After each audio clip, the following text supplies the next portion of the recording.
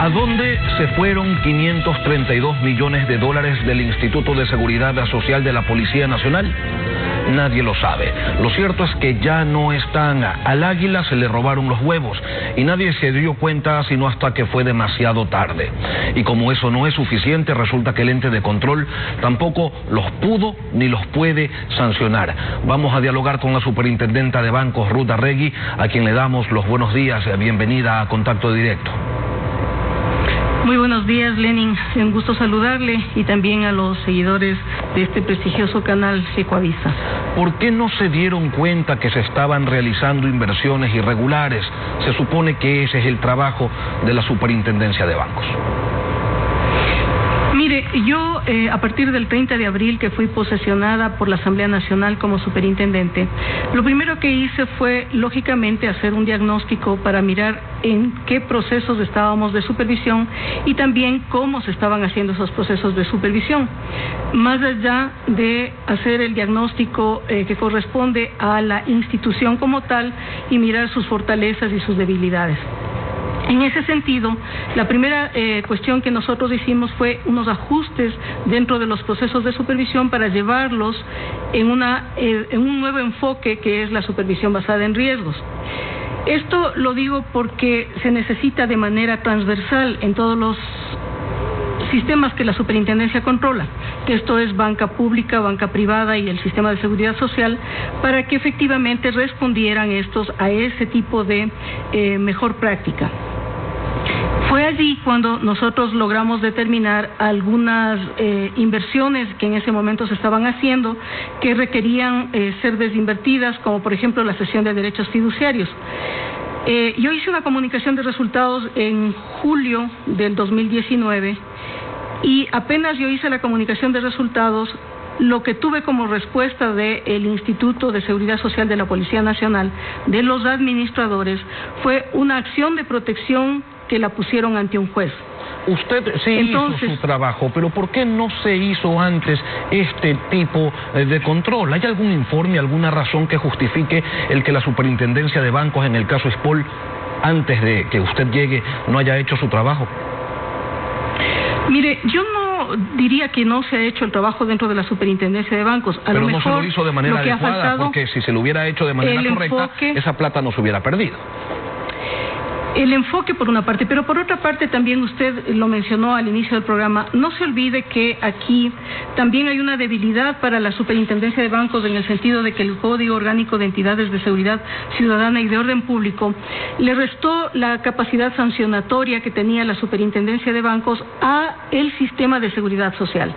Entonces, ya cuando usted tiene una limitación de esa naturaleza, es un poco difícil ejercer el control y que las instituciones acaten las disposiciones de la superintendencia. ¿Esto qué significa, doctora Arregui? ¿Que cualquier sistema de seguridad social en el país puede hacer un negociado, desaparecer recursos y la superintendencia de bancos está cruzada de brazos? Todo lo contrario. Es lo que le acabo de comentar. Mire, nosotros hicimos la comunicación de resultados del julio del año pasado para lo que son operaciones de cesión de derechos fiduciarios. Y con eso también tuvimos algunas pistas de dificultades y debilidades en las inversiones privativas y no privativas que estaba haciendo el instituto.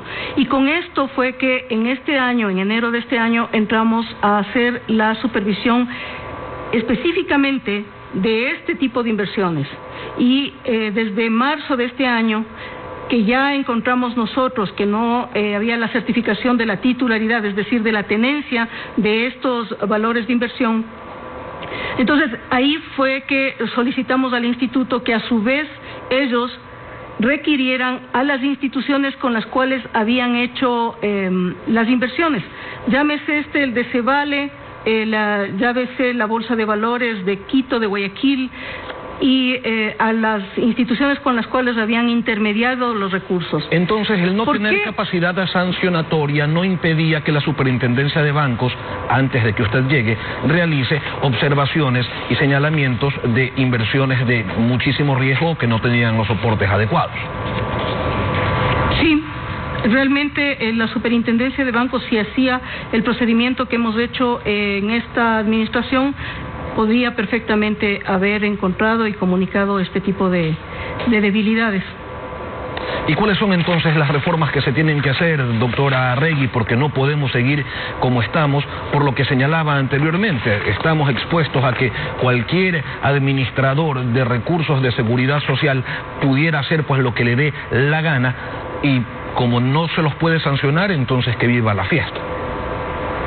No, mire que hay un marco normativo que está vigente y las instituciones tienen que controlar el marco normativo, no pueden decir o inobservar las leyes que ya están dispuestas, los reglamentos, las resoluciones que ha emitido la Junta de Política y Regulación Monetaria, la Superintendencia de Bancos. Es decir, no pueden los administradores abstraerse del marco jurídico existente. Por una parte. Por otra parte, también es importante entender que los administradores tienen la obligación, además de rendir cuentas a las personas, en el caso del instituto, a todos los que son afiliados al Instituto de Seguridad Social. Y a su vez los afiliados tienen la obligación de exigirle a estas instituciones. No se olvide usted que en el Consejo de Administración se ven reflejados también los policías, ¿no? Entonces tienen sus representantes, sus delegados. Entonces creo que es un ejercicio completo tanto de la administración y una adecuada administración, cuanto de la rendición de cuentas que tienen que hacer hacia sus afiliados y pensionistas. Entonces, no es un hecho en donde solamente la dificultad de la Superintendencia de Bancos para poder sancionar, entonces hace que los administradores y las instituciones no cumplan con el marco vigente legal. Claro, eso no puede ser. Eso en el caso de ISPOL, donde sí hay una representación de los policías en servicio activo y pasivo, pero en el caso del IES, donde solamente está el Estado y no hay representación de los afiliados ni de los empleadores, pues pudiera ocurrir cualquier cosa. Ahora, doctora Arregui, en entidades como las que manejan los recursos de la seguridad social, existe una ascendencia política, una suerte de subordinación al poder, y me refiero a ISFA, a ISPOL y por supuesto también al IES. ¿Ustedes han logrado determinar en los exámenes, en las auditorías que han desarrollado, si hubo una influencia política en las evidentes malas decisiones que se tomaron a la hora de invertir los recursos de ISPOL? Mire, a la Superintendencia de Bancos no le corresponde ese tipo de supervisión. A la Superintendencia de Bancos lo que le corresponde es mirar que las inversiones cumplan con el marco normativo que está vigente. Si hubo o no hubo influencia de carácter político es difícil de conocer. No se hacen en este caso auditorías forenses para determinar ese hecho. Me parece que mucho más, definido de acuerdo a la ley, le corresponde a la Contraloría General del Estado, porque al final son recursos de orden público y son ellos los que deben determinar ese tipo de situaciones. Y lo otro es comentarle que sí se requieren de algunas reformas para que mejore entonces la calidad de la supervisión y para que mejore el gobierno corporativo de las propias instituciones de la seguridad social. El año pasado la Comisión de Trabajadores me invitó para hacer unas observaciones de un proyecto de ley que ellos están madurando sobre la ley de seguridad social. Y yo acudí desde octubre del año pasado y durante este año también he acudido y he enviado comunicaciones con unos elementos que podrían incorporarse en esas reformas. Dos básicamente son los más importantes. El uno tiene que ver con restituir la capacidad sancionatoria de la Superintendencia de Bancos, por supuesto, y el segundo tiene que ver con cómo se conforman los consejos de administración para que hayan pesos y contrapesos y haya la representatividad que usted está justamente diciendo que deben tener los empleadores y deben tener los trabajadores, que, bueno, de hecho la tienen, ¿no? Pero que tenga un más equilibrio de poder. La tienen en el papel porque sí, la norma dice que deberían estar, en la práctica no aparecen y no le interesa al gobierno que estén tampoco. Tal como se han dado las cosas, doctora Arregui, tomando en cuenta las limitaciones que tienen ustedes como ente de control, surge una pregunta y es: ¿quién debe reponer ese dinero que ha desaparecido? Antes de escucharla, quisiera invitarla a observar un resumen del tema de los archivos de Televistazo. Desevale es una de las entidades vinculadas en este caso. Su abogado Eduardo Carminiani dijo que tras una auditoría de gestión interna tiene un diagnóstico que liberaría de culpa a la empresa, apuntando los dardos a una sola persona, el gerente de operaciones.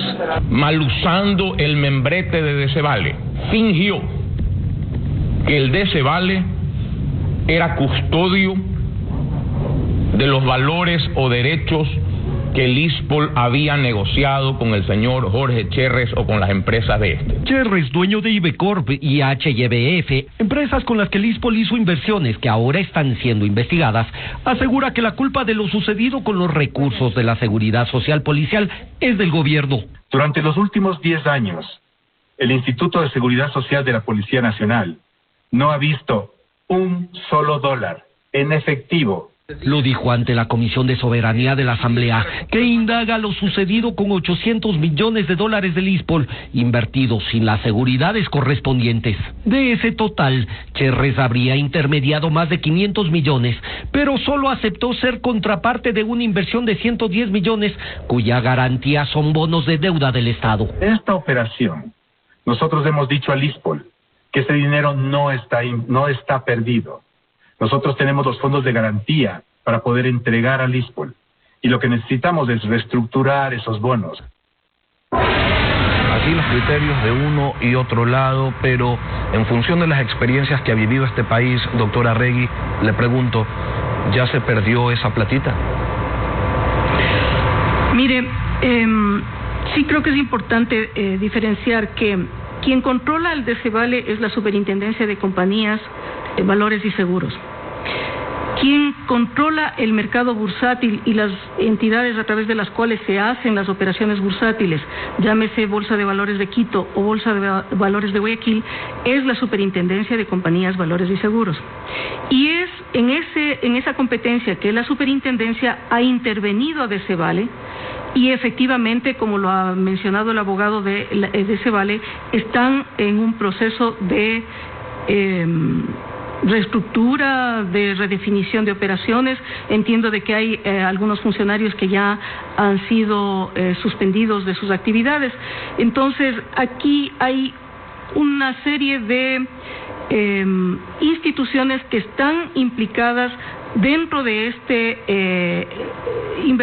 estas inversiones que ha hecho el instituto.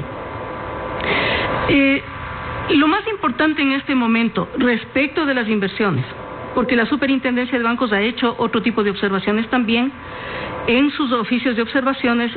Varias de esas observaciones ya han sido descargadas, están en un plan de acción por parte del instituto, y lo que nos resta en este momento es que evidencie o demuestre la titularidad de las inversiones el instituto. Ahí es donde en este momento todavía no ha sido presentada a la Superintendencia de Bancos este tipo de descargos.